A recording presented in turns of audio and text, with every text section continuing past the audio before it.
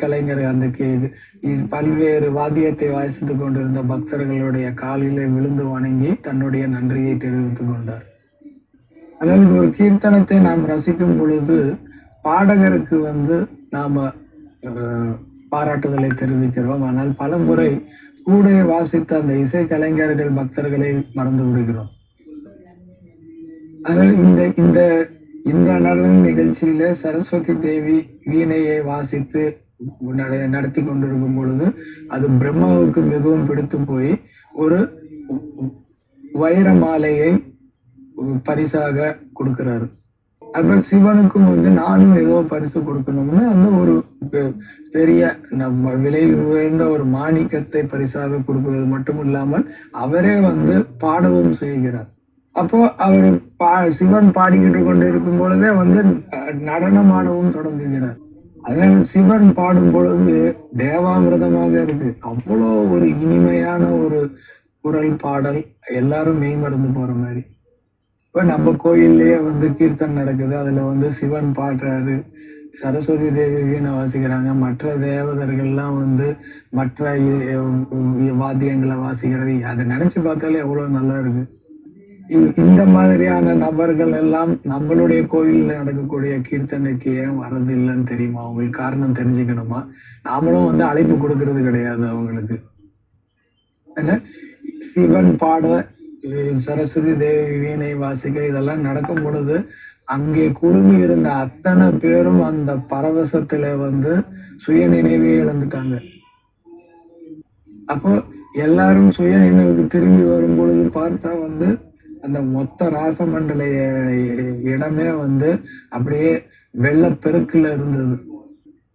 இதே கோயில்ல நம்ம கீர்த்தனம் பண்ணிட்டு இருக்கும்போது திடீர்னு ராதாகிருஷ்ண விக்கிரகம் மறைஞ்சு போச்சுன்னா எப்படி இருக்கும்? அப்போ தேவர்கள் பிரம்மாவிடம் சேர்ந்து என்ன நடந்தது என்பதை தயவு செய்து எங்களுக்கு சொல்லிக் கொடுங்க. உங்களுக்கு 4 தலைகள் இருக்கு, நிறைய ஞானம் இருக்கு, தயவு செய்து எங்களுக்கு விளக்கி சொல்லுங்கள். அப்போ பிரம்மர் கண்ணை மூடி தியானம் செய்யும் பொழுது நடந்த சம்பவத்தை எல்லாம் பார்க்கும்போது அவருக்கு தெரியுது, ராதாவும் கிருஷ்ணரும் கூட அந்த அந்த பாடல் கீர்த்தனையில அப்படியே மயங்கி அப்படியே நீராக மாறிவிட்டார்கள். நான் கங்காதேவி மஞ்சரின் என்று சொல்லியிருந்தேன். அப்ப இது இன்னொரு பார்வை. இதுல சாட்சாத் ராதாவும் கிருஷ்ணரும் அப்படியே உருகி நீராக மாறியதுதான் அந்த அந்த ஆன்மீக பரவச பேரானந்த நிலையில இருக்கும் போது உருகிய நீர் தான் இந்த கங்கை. அப்ப இந்த தேவர்கள் எல்லாம் பிரம்மா கிட்ட பிரார்த்தனையை வைக்கிறாங்க, நாங்கள் ராதாகிருஷ்ணரையும் பார்க்க வேண்டும், அது எப்படி சாத்தியமாகும் என்று தயவு செய்து சொல்லுங்கள் என்று. எப்படி கடவுள் இந்த மாதிரி மறைந்து போக முடியும்? ஏதாவது செய்யுங்கள். அப்போ பிரம்ம திரும்பவும் கண்மூடி தியானம் செய்யும் போது ராதாகிருஷ்ணா சொல்றாங்க, எங்களுக்கு ஒரு விஷயம் பண்ணணும். சிவன் என்ன பண்ணணும்? தந்திர சாஸ்திரத்தை எழுதணும். அவர் எப்பொழுதுமே ஆன்மீக பேரானத்திலேயே மூழ்கிட்டு இருக்காரு. அவருக்கு கொடுக்கப்பட்ட இந்த வேலையை பண்ணவே மாட்டேங்கிறாரு. இந்த தந்திர சாஸ்திரத்தை எழுதினால் நாங்கள் திரும்பவும் காட்சியளிப்போம் அப்படின்னு ஒரு கண்டிஷன் வைக்கிறாங்க. அப்போ அந்த அந்த அந்த மாதிரியான சாஸ்திரம் எதை பத்தி சொல்ல போது, எப்படி எப்படி எல்லாம் வழிபாடு செய்ய வேண்டும் என்ற விஷயங்கள் எல்லாம் அந்த சாஸ்திரத்தில் சொல்லப்படும். அப்போ சிவன் ஒத்துக்கிறாருன்னா, நான் அந்த மாதிரி அவங்களுடைய கட்டளையை ஏற்று அந்த விஷயத்தை செய்து முடிக்கிறேன்னு அது பண்ண பிறகு திரும்பவும் ராதாவும் கிருஷ்ணரும் தோன்றினார்கள். இது ஒரு கதை. இந்த மாதிரி ஒரு 25 கதை இருக்கு. கங்கை எப்படி பல்வேறு சமயங்களில் பல்வேறு விதமாக தோன்றினான் என்று. நம்ம இன்னொரு கதை இருக்கு, நான் எப்படி கங்கை தோன்றினாள். வாமன தேவருடைய கதையை பற்றி நமக்கு நிறைய தெரியும். வாமன தேவர் தன்னுடைய 3 அடியில எல்லா உலகையும் அளந்து விட்டார்.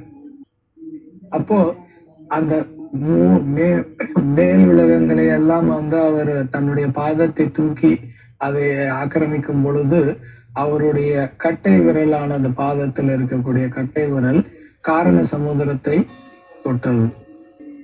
அப்போ அவருடைய அந்த கட்டை விரல் இந்த பௌதீக அண்டத்தின் மூடி வைத்திருந்த பல்வேறு திரைகளை கிழித்து கொண்டு போய் பார்த்ததுல அந்த காரண சமுதிரம் அதன் வழியாக உள்ளே நுழைந்தது.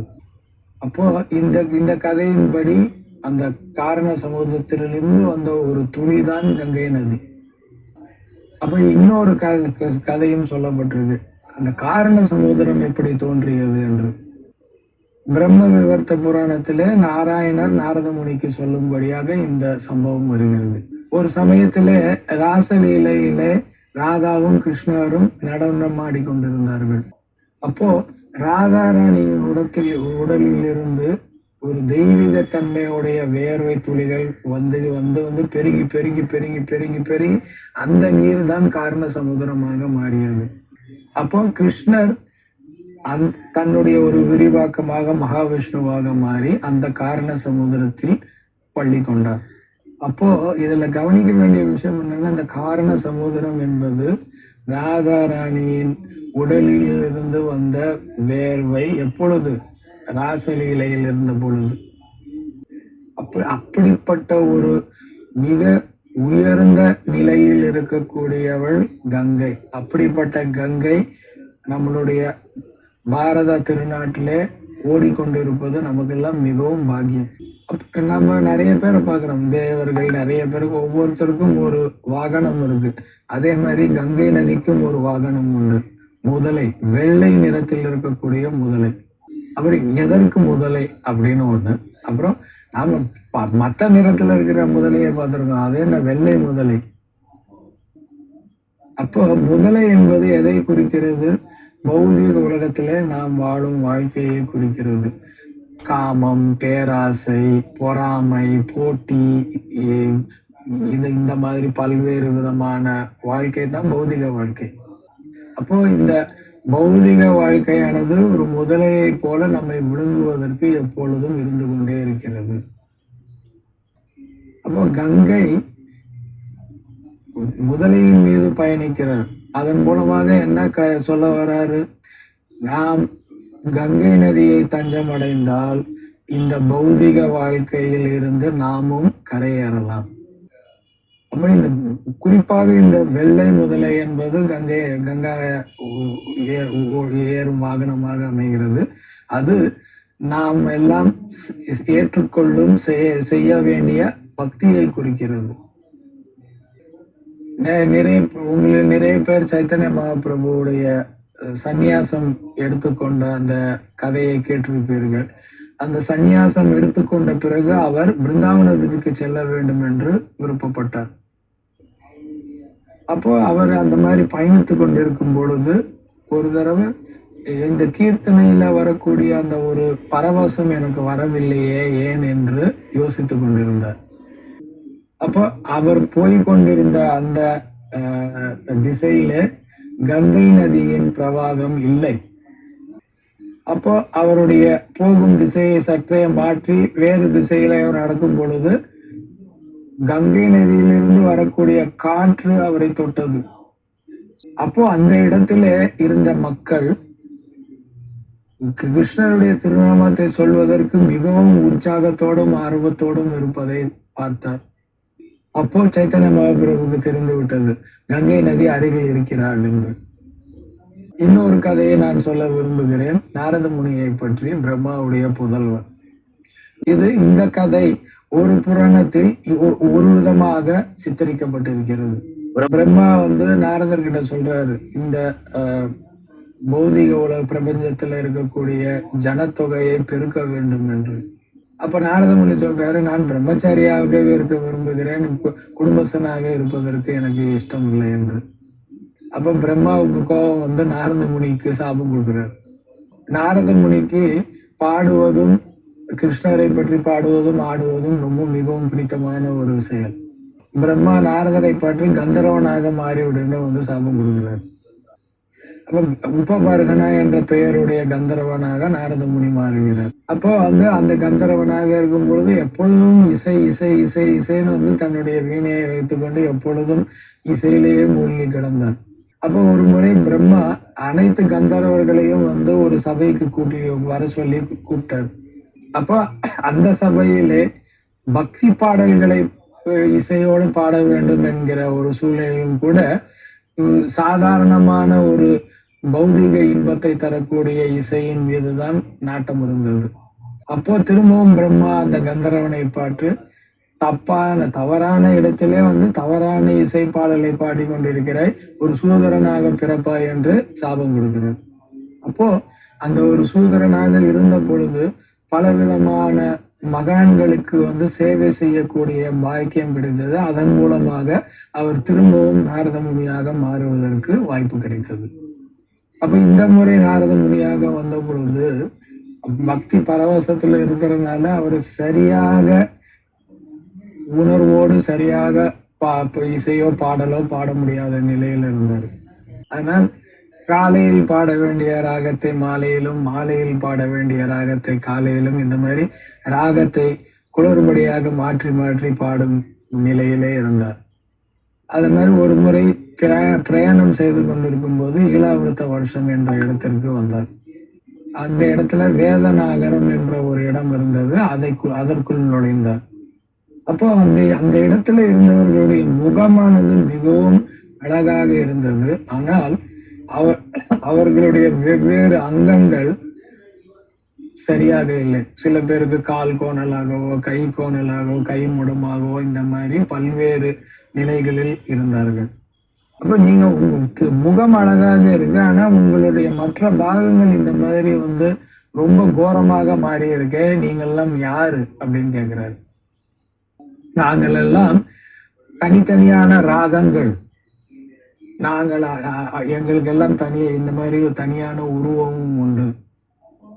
அப்ப நாங்க கேள்விப்பட்டிருக்கோம், பிரம்மாவுடைய மகன் நாரத முனி அவர் வந்து பக்தி பரவசத்தில் இருக்கும்போது வந்து கண்டபடியே வந்து ராகத்தை பாடுகிறார் என்று.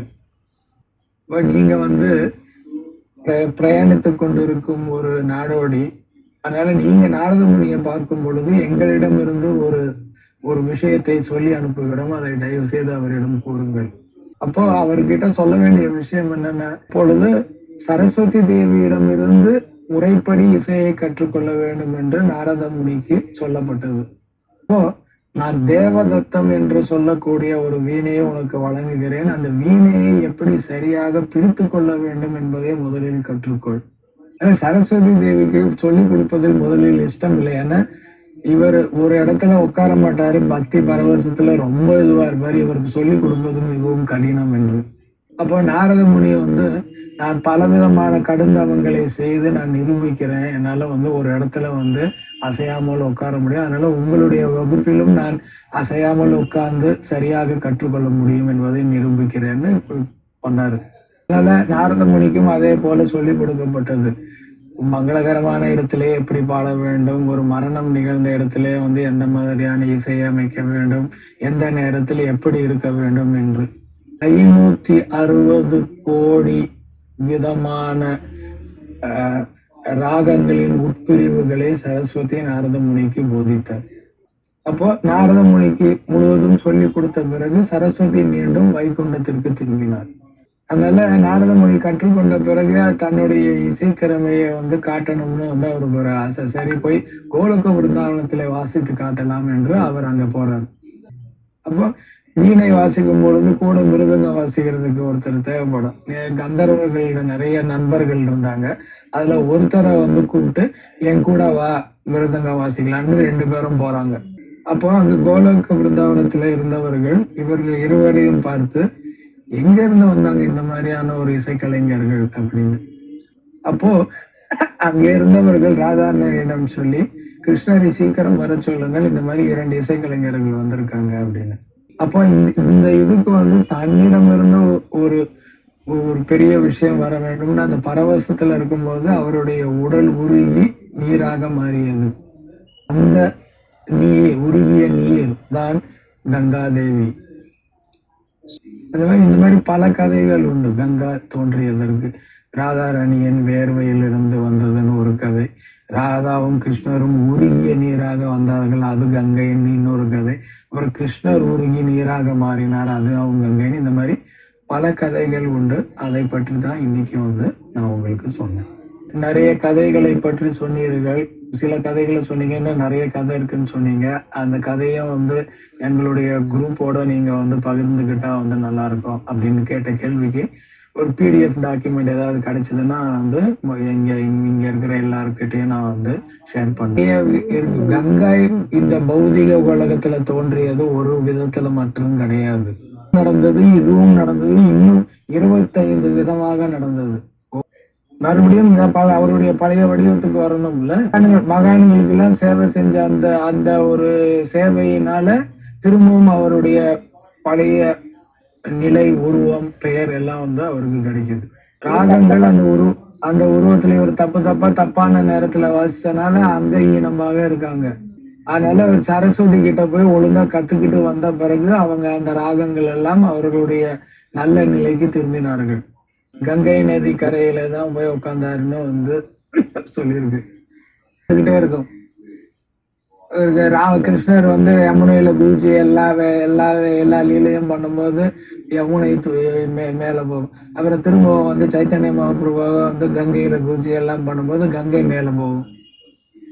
அதனால அந்த அந்த ஒரு ஆன்மீக போட்டி நடந்துகிட்டே இருக்கும். யாரு வெற்றி பெற்றார்கள்னு வந்து முடிவே பண்ண முடியாது.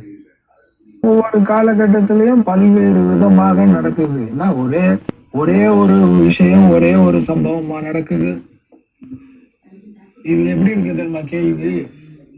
இந்த வருஷம் வந்து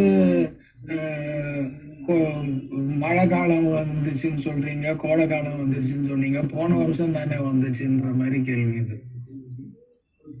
வருஷம் வரும் கோடை காலமும் மழை காலமும். அதே மாதிரி தான் இதெல்லாம் திரும்ப திரும்ப வந்து நடந்துகிட்டே இருக்கும். பல்வேறு விதமாக நடந்துகிட்டே இருக்கும்.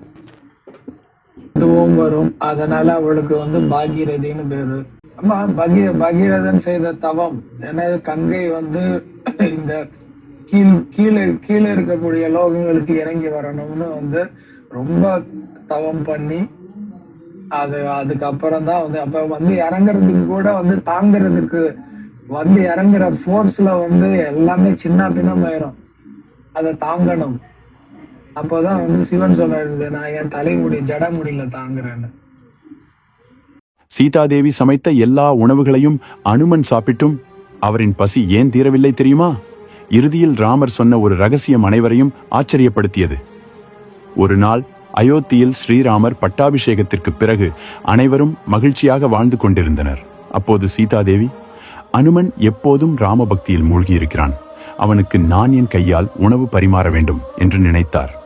அவர் பல வகையான சுவையான உணவுகளை சமைத்து அனுமனை அழைத்தார். அனுமனும் மகிழ்ச்சியுடன் வந்து சாப்பிடத் தொடங்கினான். ஆனால் எவ்வளவு உணவு கொடுத்தாலும் அனுமனின் பசி அடங்கவில்லை. சீதாதேவி மீண்டும் மீண்டும் உணவு பரிமாறினார். பாத்திரங்கள் காலியாகின, சமையலறையில் இருந்த உணவுகளும் தீர்ந்தன. இருந்தும் அனுமன், இன்னும் பசி இருக்கிறது அம்மா என்று கூறினான். இதைக் கண்டு சீதாதேவி ஆச்சரியப்பட்டார். அனுமனின் பசி ஏன் தீரவில்லை என்று எண்ணி ஸ்ரீராமரிடம் சென்று கேட்டார். அப்போது ராமர் புன்னகையுடன் கூறினார், சீதா, அனுமன் சாதாரண வானரன் அல்ல, அவன் சிவபெருமானின் அம்சம். அவனுடைய உண்மையான திருப்தி உணவால் மட்டும் வராது, பக்தியும் இறைநாமமும் அவனை முழுமையாக நிறைவு செய்யும். இதை கேட்ட சீதாதேவி ஒரு துளசி இலையை எடுத்தார். அதில் ஸ்ரீராம் என்று மனதார நினைத்து அனுமனுக்கு அளித்தார். அனுமன் அந்த துளசி இலையை உண்டவுடன் உடனே திருப்தி அடைந்து, அம்மா, இப்போது என் பசி முற்றிலும் தீர்ந்துவிட்டது. அர்ஜுனன் தினமும் இறைவனை வழிபடாமல் உணவு கூட உண்ணாதவன். பூஜை, அர்ச்சனை, மந்திரம் என அனைத்தையும் முறையாக செய்து வந்தான். இதனால் உலகிலேயே தன்னை விட பெரிய பக்தர் யாருமில்லை என்று அவனுக்குள் சிறிய அகந்தை வளர்ந்தது. ஆனால் பீமனை பார்த்தாலே அவனுக்கு சிரிப்பு வரும். இவன் எப்போதும் சாப்பிடுவதிலும் தூங்குவதிலும் தான் ஆர்வம் காட்டுகிறான், இறைவனை எப்போது வழிபடுகிறான் என்று எண்ணுவான். அர்ஜுனனின் இந்த அகந்தையை அறிந்த கிருஷ்ணர் ஒரு நாள் அவனை கைலாய மலையிற்கு அழைத்து சென்றார். அங்கு ஒரு அதிசயம் நடந்து கொண்டிருந்தது. பனியால் மூடப்பட்ட கைலாயத்தில் எங்கும் மலர்கள் இல்லை. ஆனால் சிவகணங்கள் மலை போல் குவிந்த மலர்களை அள்ளி அள்ளி அகற்றிக் கொண்டிருந்தனர். அவர்கள் அகற்றிய உடனேயே மீண்டும் மலர்கள் குவிந்து விட்டன.